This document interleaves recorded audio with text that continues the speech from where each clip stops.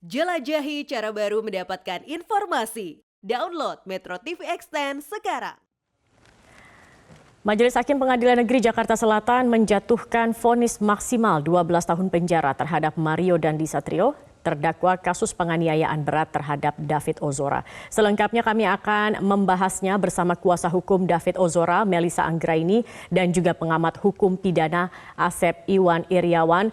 Selamat sore Mbak Melissa dan juga Kang Asep. Saya ingin ke Mbak Melissa terlebih dahulu. Mbak Melissa, vonis sudah dijatuhkan sesuai dengan tuntutan jaksa penuntut umum. Bagaimana tanggapan dari pihak keluarga? Apakah sudah merasa puas dengan vonis ini? Iya, Mbak Zaki ya, terkait dengan pembuktian pasal yang didakwakan terhadap para terdakwa ini, penganiayaan berat terencana, sedari awal kita sudah sangat yakin ini akan terbukti secara sempurna. Dan pada hari ini kami mengapresiasi putusan majelis hakim yang menyampaikan vonisnya ini pidana maksimal terhadap terutama pelaku utama Mario Dendi 12 tahun dan yang keikutsertaan Shane Lucas itu 5 tahun. Dalam proses persidangan semua sudah terbukti sehingga kami juga menyampaikan apresiasi terkait detail sekali vonis dari majelis hakim ini. Mungkin ada beberapa catatan terutama terkait dengan restitusi ya, ada beberapa pertimbangan dari majelis hakim yang kami cukup pahami sehingga angkanya itu turun, tetapi tentu kami akan berkomunikasi dengan jaksa penuntut umum terkait dengan langkah hukum yang tadi Sen sudah katakan akan melakukan banding. Mengingat terkait dengan yang layak menghitungkan restitusi ini kan ada institusi yang sudah diberikan kewenangan oleh negara yaitu LPSK, sehingga LPSK sudah melakukan riset dan lain sebagainya. Tetapi apapun kami apresiasi putusan ini, kami melihat hakim sudah berupaya memberikan persidangan yang sangat amat transparan, kemudian putusannya juga berkeadilan. Hanya bagaimana dalam harapan kami tentu terkait restitusi adalah putusan yang bisa dieksekusi. Bagaimana daya paksanya? Mungkin ini yang akan kami dorong nanti dalam langkah hukum selanjutnya. Tetapi kalau dari nilai restitusinya sendiri 25 miliar, ini kan jauh dari yang diharapkan sebelumnya seperti itu ya Mbak Melissa. Nah kemudian bagaimana langkah apa yang kemudian akan dilakukan untuk meyakinkan ataupun juga agar nantinya benar-benar bisa benar-benar dibayarkan begitu? Ya.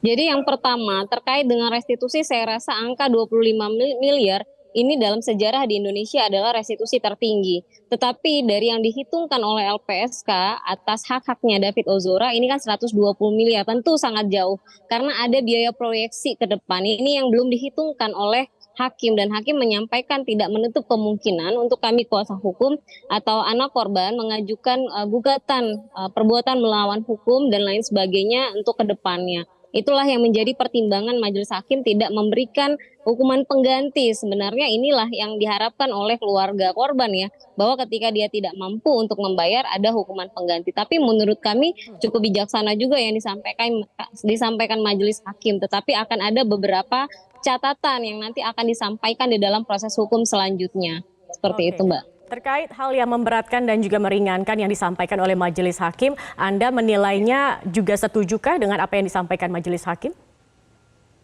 Iya, yang pertama terkait dengan terdakwa Mario Dendi. Hakim menyamakan dengan apa yang disampaikan oleh jaksa penuntut umum bahwa tidak ada hal-hal yang meringankan.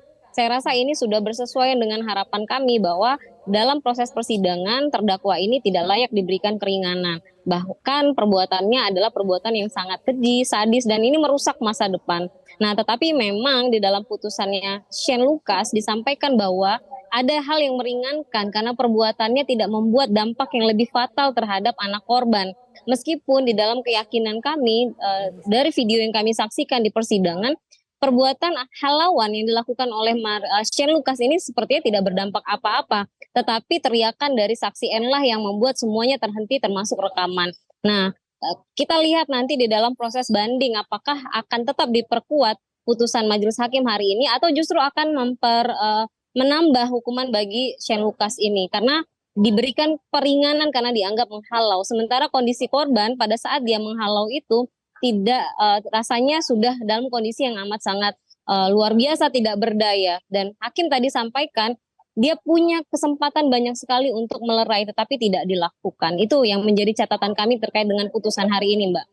Baik, baik. Mbak Melisa, terima kasih sudah bergabung bersama kami. Kang Asep ditahan karena kita harus jeda dulu. Saya juga ingin tahu bagaimana tanggapan Kang Asep terhadap kasus ini. Hakim mengabulkan dan juga atau menjatuhkan vonis sesuai dengan tuntutan jaksa dan juga tadi dikatakan nilai restitusinya bisa dikatakan yang tertinggi begitu dalam sepanjang sejarah kasus pidana ini. Nanti kita akan membahasnya Kang Asep, dan pemirsa jangan kemana-mana, tetap bersama kami di Metro hari ini.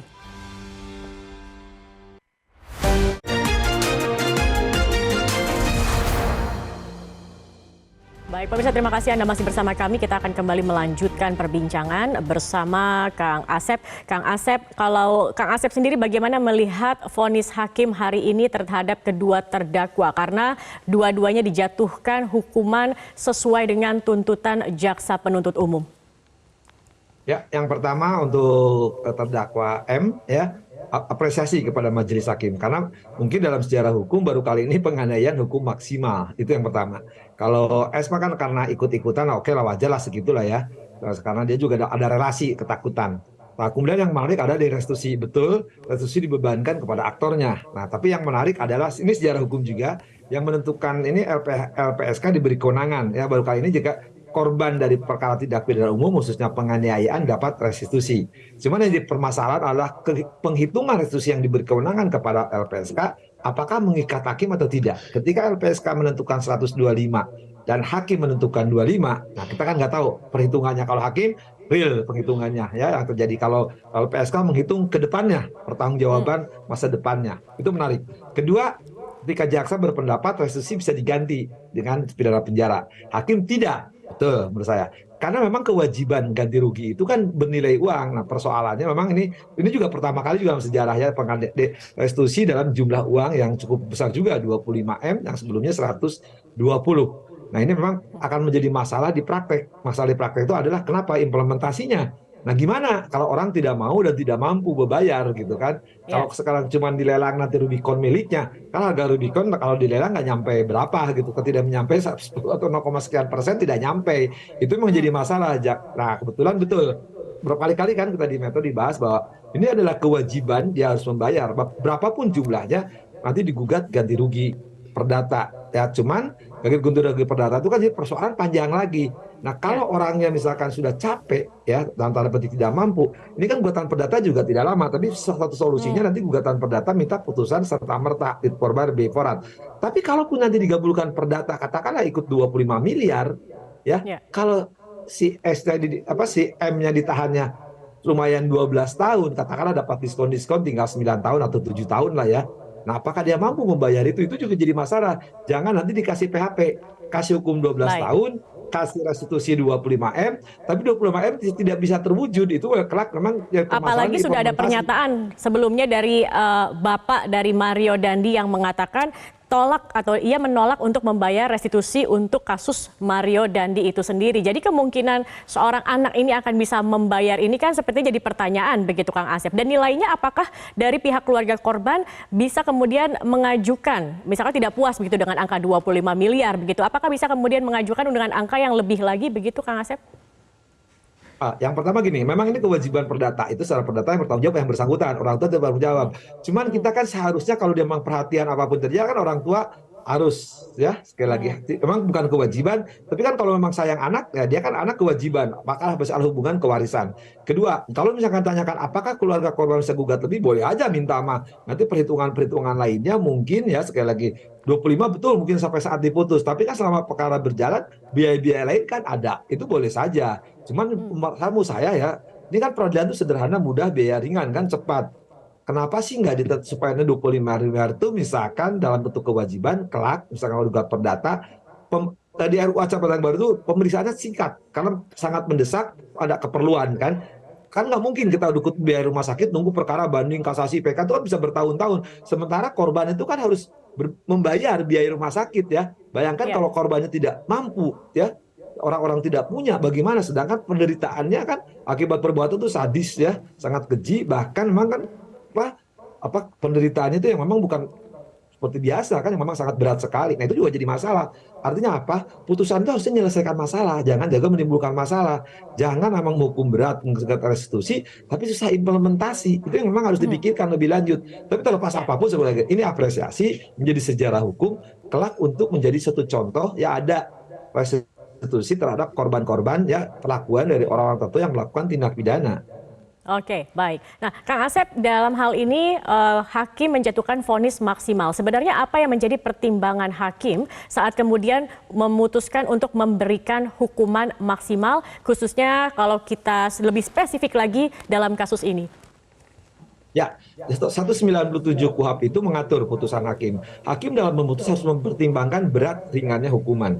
Tapi ketika hakim melihat ini perbuatan sadis dan keji dan menyatakan tidak ada hal yang meringankan, berarti harus putusannya berarti maksimal. Sekali lagi, kalau putusan maksimal pasti tidak hal yang meringankan. Artinya hakim mempertimbangkan. Maka tadi saya katakan, perkara penganiayaan itu boleh dikatakan agak jarang. Sepengetahuan saya, tapi nggak tahu ya orang lain punya data. Jarang menunjukkan maksimal, apalagi pelakunya dalam tanda petik yang masih dalam keadaan remaja gitu kan. Kalau 12 tahun tuh boleh dikatakan ya sepengetahuan saya gitu ya, tapi nggak tahu. Ya tidak ada, tapi nggak tahu kalau orang lain punya data itu gitu. 12 tahun itu termasuk berat tuh perkara penganiayaan. Biasanya penganiayaan tuh malah di bawah 7 atau 8 gitu. Tapi kali ini 12 plus restitusi itu memang menarik untuk kita kasih lebih ringan. Tapi kalau nggak ada yang meringankan, artinya maksimal putusan akan dijatuhkan. Karena ini kan ancaman 355 itu ada 12 tahun. Oke, artinya Kang Asep Anda melihat bahwa vonis yang dijatuhkan hakim dalam kasus ini bisa dikatakan sudah cukup adil bagi korban begitu ya dan keluarganya. Nah, putusan itu kan demi keadilan, harus ada keadilan, kepastian, kemanfaatan. Artinya karena ketika perilaku korban pelaku terdakwa ini melakukan perbuatannya kan tadi sadis dan keji. Kata itu ya dua kata oleh hakim pertimbangkan. Bayangkan di atas dia penderitaan orang tidak berdaya masih sempat terus dihajar kemudian divideokan, itu kan bayangkan ya kelakuan terhadap anak di bawah umur. Maka saya bilang wajar, adil lah misalkan ketika perbuatan itu mendapat hukuman yang setimpal, yaitu berupa hukuman maksimal. Maka tadi saya bilang bagus nih, saya kira saya cukup dikenal ya hakim ini kan di kasus sebelumnya juga cukup bagus, tapi mudah-mudahan tidak ada diskon lebih lanjut di atas nanti. Oke, Ya, karena baik, terima kasih banyak. Oke, terima kasih banyak Kang Asep Iwan Iryawan, pengamat hukum pidana sudah bergabung bersama kami di Metro hari ini. Selamat sore Kang Asep.